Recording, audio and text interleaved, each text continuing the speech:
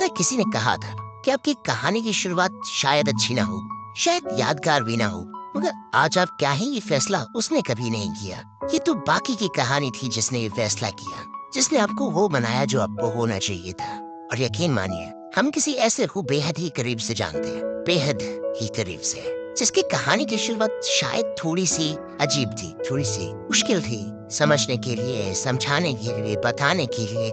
लेकिन इस कहानी के आगे बढ़ते ही ना इसका हर पन्ना हमें ये सुनिश्चित कराता चला गया पहले से ज्यादा कि वो कुछ भी था ना, मगर कवच के अंदर बैठा हुआ घमंडी इंसान नहीं था। शायद उसका फैसला कभी ना हो सुपर हीरो बनने का, मगर यकीनन उसका मुकद्दर था, वरना वो ऐसा शायद कभी न करता कि उसकी गोद में उसकी बेटी हो और उसे उतार के अपनी जिम्मेदारियों की ओर चल पड़े। जानता था शायद कि नहीं मौका मिलेगा अलविदा कहने का, फिर मगर पीछे मुड़ के नहीं देखा कि कहीं कदम डगमगाना चाहे। वो जिंदगी भर ना सिर्फ एक चीज मांगता रहा कि काश कुछ पलों के लिए वो जीनियस ना होता, अपनी जिम्मेदारियों को, अपने दर्द को कुछ पलों के लिए भुला के बस सो पाता।